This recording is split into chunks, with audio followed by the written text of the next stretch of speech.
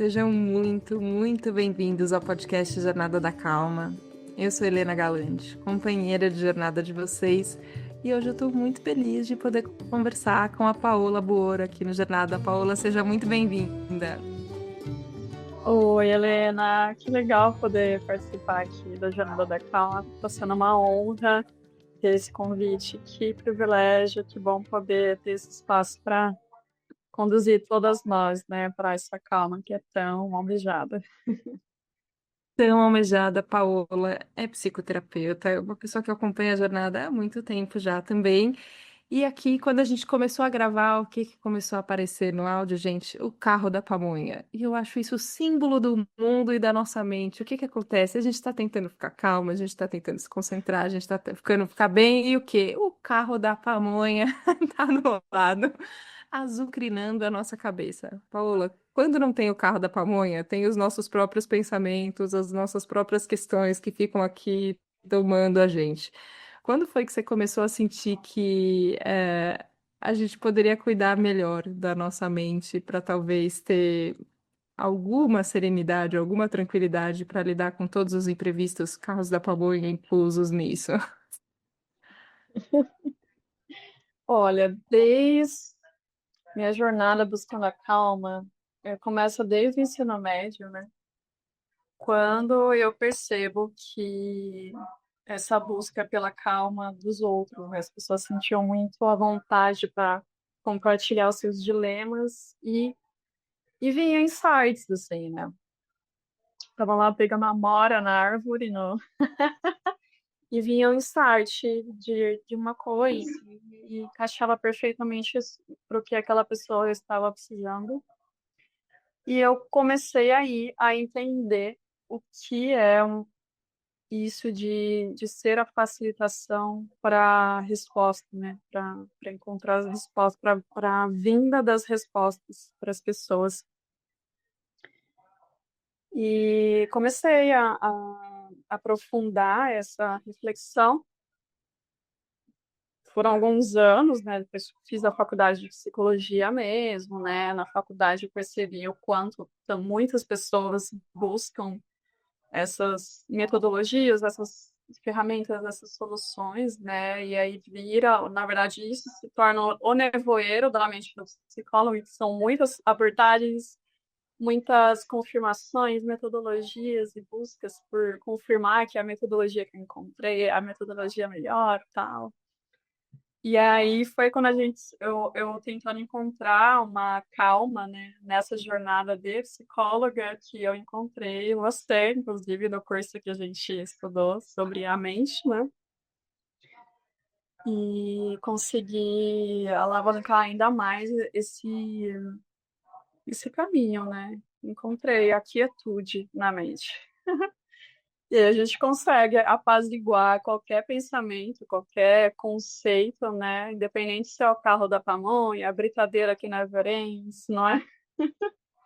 Ou os nossos problemas que também gritam por socorro todos os dias e ao mesmo tempo.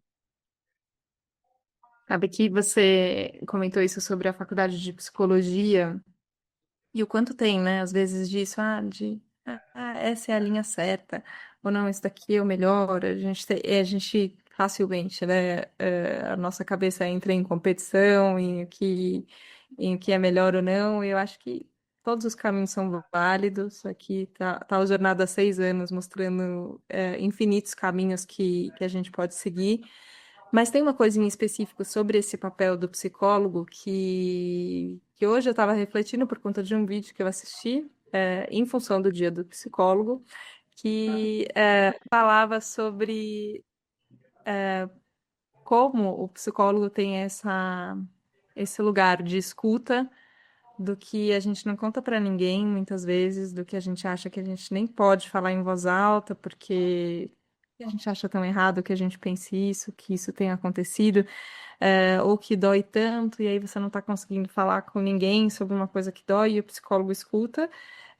Só que era um vídeo que falava também da perspectiva do psicólogo, que ele tem esse lugar de acolhimento, de escolha pela escuta, empática e ativa ali dos pacientes, mas ele também é uma pessoa que está vivendo as suas questões, que tem a sua humanidade ali a ser trabalhada, e que isso não fazia o psicólogo menos psicólogo, só fazia o psicólogo mais dava sustentação, inclusive, para esse trabalho, porque você entende que você é uma pessoa como todas as outras. Como foi na sua jornada desde criança, então, ali colhendo amoras e, e pensando, caraca, como é que eu posso chegar numa resposta que pode ajudar uma pessoa, desse entendimento que você tem o seu processo e você auxilia também as pessoas nos processos que elas estão vivendo. Em algum momento para você isso foi uma contradição, ou sempre foi um pouco um complemento de uma coisa com a outra? Ai, que legal. Olha, eu já vivenciei isso como uma contradição, mas tudo é muito legal esse caminho, assim, porque tudo se torna matéria-prima do trabalho do psicólogo.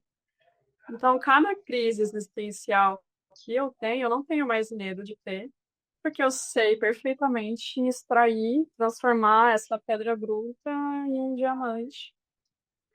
E eu entendi que isso fortalece o campo magnético, né, de resolução de problemas. Então, eu acho até que isso enriquece. Quanto mais profundidade o psicólogo ou o terapeuta consegue bancar, mais ele consegue facilitar que o paciente entre em contato com isso, sabendo que o psicólogo vai saber tirar ele dali, né? E foi isso que eu consegui, assim, com a minha formação mais atual, que é de processamento de trauma, que eu estou muito, muito feliz de ter encontrado, né? Essa, essa ferramenta, essa solução, porque eu consegui otimizar ainda mais o processo de leveza nesse mergulhar, né, nas profundezas do que é doloroso e conseguir tirar, mergulhar de uma forma mais leve ainda. Esse resultado com os meus pacientes tem sido muito legal, Helena, muito lindo de assistir, assim, de ancorar a atmosfera, porque eu sinto, né, o, a reverberação enquanto o paciente está entrando em contato com aquela dor e consigo ir monitorando em qual momento que a gente aprofunda mais, qual momento que a gente dá uma seguradinha, traz algum objeto de apoio, uma ferramenta, uma visualização de apoio ali para ficar mais tranquilo, né, de elucidar aquilo. E tem sido muito legal, assim, os feedbacks que eu estou recebendo é bonito de ver. É bem. Não sou tão a favor daquela coisa de produtividade, mas eu encontrei uma produtividade na resolução dos problemas. Bom, é bom. Queria, eu acho que a gente, aqui no Jornada, em alguns momentos, a gente já falou sobre trauma. Eu sei que eu, quando tive a chance de conversar com o Gabor Maté, e aí eu entendi ali um monte de coisas sobre traumas, um monte de coisas que eu achava que eu sabia, e na verdade eu estava muito equivocada sobre o que as coisas significavam. Mas eu percebo que a gente vive um momento de despertar, talvez, para isso, né? Pro que é o trauma, para quais são os impactos e como a gente pode processar eles. Na sua visão, no seu entendimento, como a gente pode nomear o trauma? O que que é o trauma, e como a gente pode perceber que, porque às vezes se a gente não consegue nem saber que a gente tem alguma coisa para lidar, aí que a gente não vai lidar mesmo. Então, o que que pode ser um trauma? Como a gente pode reconhecer que a gente tem alguma coisa para processar? Depois eu vou Uhum. querer entender como é que a gente processa, mas primeiro, o que que é o trauma? Legal. Então, é bem interessante isso, porque normalmente a gente percebe, pelo senso comum, como a gente se desenvolveu, né, socialmente, societalmente até então, a gente acha que a pessoa traumatizada é aquela que é um problema nas atividades em grupo, tanto no trabalho quanto na comunidade, em geral. Mas, na verdade, sempre que a gente percebe que a gente não consegue estar presente no momento, no aqui e agora, né? Isso pode ser um indício de que tem um trauma ali. E é um jeito mais leve de olhar a questão do trauma, né? Não quer dizer que você está absolutamente quebrado, que não tem uma solução. Então também é melhor nem falar sobre isso, senão as pessoas vão julgar, você vai perder as suas oportunidades, né? Não, não é sobre isso. É, você está dissociando da realidade, você está precisando se aquietar demais, está precisando se isolar muito para digerir as situações, e isso quer dizer que você travou, né, em algum momento em como saber lidar com tudo isso. Então, um processamento de trauma o método que vai te ajudar a, a entender o que está travado e destravar. Simples assim, simples assim. Então a gente não precisa mais ter medo de entrar em contato com uma dor antiga, né? Perceba, né, que na história a gente colocou como se fosse culpável sentir as emoções em público, né? E isso aumenta a questão, isso a- aumenta o drama, né, sobre o trauma. E na verdade não, você tem o espaço para você poder chorar, tremer o seu corpo enquanto você chora, e soluçar enquanto você chora. Isso já funciona para você ter essa catarse que o seu corpo precisa, e o seu corpo liberando essa pulsão emocional, a sua mente fica aliviada. E aí fica mais fácil de você estar presente. E você estando presente, você usufrui das suas relações, dos momentos, né? Dos seus sonhos que você almeja há tanto tempo realizar. Então, a gente colocando isso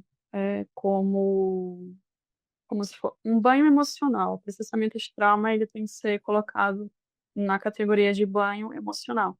Todo dia a gente toma banho, a cada refeição a gente escova o dente e a cada experiência a gente tem que fazer um processamento das memórias que não foram bem digeridas, que é a carga emocional ou o dilema cognitivo, o dilema social que aquilo traz, que não necessariamente é problemático, mas ele é acima do que as suas ferramentas internas dão conta de lidar, é acima do que você tinha capacidade de administrar ali, isso já gerou uma sobrecarga no seu organismo, no seu corpo, na sua mente, nas suas emoções. Então, precisa ser digerido para você poder seguir. Se você vai acumulando, acumulando, acumulando, chega um momento em que você está insuportável para si mesmo. E aí, nesse momento, faça um processamento de trauma, por favor. Mas, na verdade, faça todos os dias. Né?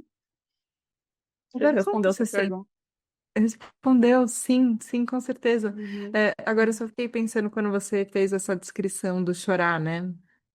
E do chorar que a gente pode soluçar e que treme o queixo, que treme o corpo, e é essa intensidade emocional. E eu fiquei pensando que a gente foi aprendendo e ser adulto restringir muito, né, a nossa expressão emocional. Então, quantas vezes assim na vida eu já vi, sei lá, ator, sabe, chorando. Aí você fala, ai, gente, que exagero, ninguém chora desse jeito, essa coisa teatral, grandiosa. E aí você fica falando, não, imagina, tudo tem que ser mais contido, as pessoas não choram nessa intensidade. Até que recentemente eu me peguei chorando numa intensidade que eu olhei e falei, meu Deus do céu, e eu tava chorando mesmo, assim, ó, e foi bom chorar. Eu senti um alívio de chorar que eu nem sabia que eu precisava daquele alívio. Só que eu percebi que eu só consegui fazer aquilo que eu precisava porque não tinha ninguém olhando que pudesse falar, nossa, Helena, que exagero, fica calma, peraí. Não, eu tive o espaço para sentir isso desse jeito.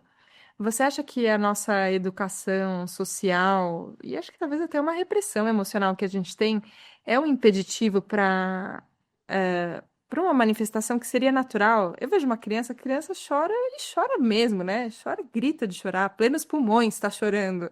E aí a gente fica Uhum. aqui adulto, tudo escorre uma lagriminha e só isso a gente já. Desculpa que eu tô me Já emocionando assusta. aqui, deveria me emocionar. Sim, a cultura ela tem. A cultura ela já vinha entupindo esses canais de saída das emoções, né? E atualmente me preocupa também porque até as crianças estão sendo impossibilitadas de se expressar, né? E sendo usada a tecnologia para, entre aspas, acalmar as emoções, e fica aqui a reflexão séria sobre isso, né? O quanto a gente usa a tecnologia para suprimir a expressão espontânea. E é engraçado de refletir, porque quando o ser humano chega numa fase adulta, já na entrada na terceira idade, começa a sentir falta dessa espontaneidade que passou a vida inteira tentando suprimir, né? Então, o que a gente faz hoje, no dia do psicólogo do ano de 2025, do Brasil, em São Paulo, capital, é refletir o quanto, para os mais velhos, pode sim voltar a viver a vida como uma criança, e para as crianças, mostrar uma forma de se viver a infância que é mais orgânica e menos tecnológica, né? E isso vale, inclusive, para a expressão da alegria, né? Eu percebo também que a gente é comedido também na expressão inclusive da felicidade, assim. Parece que você não pode mostrar também se você estiver muito feliz, que tá um pouco errado. Eu lembro quando uma vez eu estava escrevendo um texto. E eu voltei para o momento que eu passei no primeiro estágio, que foi para trabalhar na Editora Abril, onde eu estou há quase 19 anos, enfim, isso faz bastante tempo. Mas na época eu estudava, junto com jornalismo, eu estudava teatro, né? Uma coisa que eu já contei algumas vezes aqui no Jornada da Calma. E eu acho que talvez eu fosse um pouco mais livre, assim, não só mais jovem, mas também mais livre. Estava dentro do ambiente do teatro, então era tudo permitido ser maior, assim. E era que eu recebi a notícia, eu saí gritando e pulando. Achei maravilhoso, eu Legal. acho maravilhoso lembrar disso. Eu falo, cara, eu acho que hoje em dia eu não pulo e grito para comemorar uma coisa que eu gostaria muito. E eu poderia, né? A gente poderia mais. Eu acho que quando a gente está falando de processamento de trauma, obviamente a gente está falando de experiências dolorosas, mas a gente também está falando de uma possibilidade de acesso a uma intensidade também das coisas boas, né? Sim, perfeito. Então, é a gente fazendo a higiene emocional com processamento de trauma, que também é um processamento de memórias, né? Não necessariamente de traumas profundos, mas de qualquer memória, a gente mantendo essa rotina na nossa agenda, assim, como compromisso mesmo, a gente consegue retomar essa alegria, Helena. Isso é uma boa notícia que eu te dou. Então, você vai poder, vou te presentear, inclusive, com uma sessão de processamento de trauma, e Eba.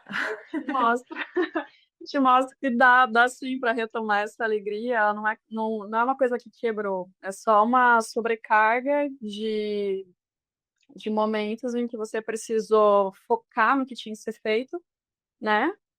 Porque compromissos, né? Agenda de gente grande, né? Um compromisso atrás do outro não tem tempo para crise existencial, mas na verdade precisamos ter sim nossas crises existenciais periodicamente. Então, e retorna, né? As posições emocionais elas estão aí, não, nada se quebrou, dá super para a gente recuperar isso. Feito através da fala. Tem coisas que a gente tem que verbalizar para entender e para sentir, ou não necessariamente? É feito através do Uhum, corpo, já que a gente usou essa analogia da higiene. O uhum. banho não adianta eu pensar em tomar um banho, eu vou ter que me molhar ali embaixo da água, pegar o sabonete, senão não vai. Não vai É, sair a sujeira ao longo do dia. Tem uma atividade física a ser feita. E o trabalho da psicologia, muitas vezes a gente fica nesse lugar da fala, né? E eu tenho, enfim, experiências lindas ali com coisas que acontecem através da fala. E acho que o Jornada é um espaço de fala e escuta também, então eu acredito nessa ferramenta. Mas envolve o corpo também? Envolve coisas que a gente faz fisicamente? Como é que é? Envolve o corpo no sentido de ser a inteligência do corpo que a gente vai acessar, né? E a parte verbal da sessão é no sentido de você mapear para mim quais são as sensações que você vai estar sentindo conforme a gente vai entrando no universo daquela memória. Então, sim, a gente se conversa, né? É verbal, porém a gente usa a inteligência corporal para desengatilhar o organismo daquelas sensações que estão ali. Porque o trauma, ele é a repetição do momento em que o estresse não foi desengatilhado, né? A gente passa por situações de estresse, que é o que o Gabor Maté fala mesmo. A gente passa pela situação do estresse, o nosso organismo ele reúne uma série de substâncias químicas para você ter a reação que você precisa, buscar a solução e executar essa solução. E quando a gente não consegue ou encontrar essa saída ou executar essa saída, o corpo fica ali, na prontidão da estratégia de fuga ou de resolução, e aquilo não se resolve, o ciclo não completa. Então, na sessão, a gente vai localizar qual que foi o gatilho e desengatilhar ele. A gente mostra na prática, né? Tem coisas que é na prática mesmo, que é para te conduzir. Sim. Mas é isso mesmo. Então, fica até a dica, né, aqui, para quem já quiser ir estudando e antecipando esse processo do processamento de trauma e de memórias, aumentar o nosso vocabulário sobre as sensações ajuda muito. E saber diferenciar a sensação de sentimento, que é uma coisa super importante para a inteligência emocional e a gente não teve na educação primária, né? Fica até a dica para os educadores colocarem isso na grade curricular, né? Por favor. Então é isso. Quanto mais você souber entender quais são as sensações, porque hoje o que que acontece? A gente fica muito tempo narrando a nossa leitura sobre a situação, sabe? O que que o outro fez, em que momento, qual emoticon que mandou, quantas horas depois do encontro, sabe? E a gente perde muito tempo narrando as histórias, que pode ser muito interessante, mas só não resoluciona, ela é só uma repetição e vira um drama sem fim, né? Então a gente tem que acessar o porquê da repetição dessa história e entender, mas espera aí, o que que eu estava sentindo, o nome que eu dou e qual é a sensação? Ah, o que eu sentia no meu corpo era isso. Nossa, essa sensação, ela continua, independente da história mudar. Você conhece essa história, né? Esse papo. Então a gente vai na essência da coisa e desengatilha. Dá uma simplificada, né? Fico até com receio das pessoas, né, dos nossos ouvintes pensarem que é simples demais. Mas é possível, é uma forma de suavizar a coisa. Você sabe, Legal. quando a gente diminui o drama, né? Quando a gente diminui esse anseio de confirmar uma história onde a gente tem razão, o que sobra é a gente ser o que a gente é, né? A nossa essência ou a nossa conexão com o eu superior. Cada caminho, cada abordagem vai ter um jeito de explicar essa, esse fenômeno de viver a vida, né? Queria te perguntar sobre ele. Uma última pergunta já, porque o tempo está passando muito rápido, Paula. Meu Deus do Ai, tá céu, mesmo. mas sobre esse estado que no começo você usou inclusive a palavra presença, como estado de presença. Eu acho que eu associo com a calma, porque é o estado quando eu percebo que eu tenho calma, parece que é o lugar que eu gosto de viver, é esse lugar que está conectado, como você falou agora. É, como ele se manifesta, como você sente ele no corpo, se você for descrever a sensação do que é isso bom que a gente quer, para a gente poder também sair com essa sensação, o que que a gente pode perceber e falar, nossa, isso é assim que eu me sinto, sabe? Pra gente também prestar atenção nas coisas que a gente gosta de sentir e ficar com elas. Muito bom. Olha, eu diria que é um frescor, é como uma brisa de outono. E é um frescor daqueles que não é muito gelado e não é quente. E é vívido, é um pouco morno, mas refresca, né? Se tivesse no sabor, eu diria que é um pouco adocicado, mas não tanto. O que mais? É um pouco vibrante, mas nada muito. É vibrante no sentido de vívido, né? E ele abraça assim todo. Parece que quando essa brisa ela encosta no meu corpo, eu também faço parte da atmosfera. E eu não, eu sinto na minha pele, mas eu também sou o vento. Coisa mais linda. Nossa, bateu uma brisinha aqui, ó. Chegou. Queria te agradecer, Paula, pela sua presença aqui no Jornada da Calma, pela clareza mental que você tem para explicar processos que são tão complexos e que acontecem com todos nós e que às vezes a gente, na pressa, a gente vai passando por cima de todos eles. E pela sua confiança nessa possibilidade de mudança que a gente tem, de que as coisas não estão quebradas, que talvez a gente pode voltar lá e talvez olhar para elas de novo. É muito bom conversar com você, te ouvir, sentir tudo que a gente sentiu aqui. Muito obrigada. Ai, obrigada, que lindo. Que bom que pôde chegar assim. Espero os ouvintes que sentiram isso também. Comenta aqui, deixa eu comentar. Fala isso.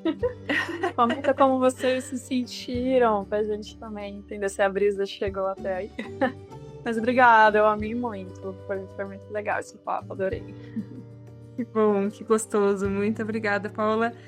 E obrigada a você, querido ouvinte do Jornada da Calma, que está aqui há tanto tempo comigo, buscando caminhos, achando caminhos, testando caminhos para ver o que funciona para você, o que não funciona para você. É muito bom a gente poder caminhar junto. Então, agradeço a sua confiança e a sua abertura e a gente se vê na próxima segunda, no próximo Jornada da Calma. Um beijo, tchau, tchau.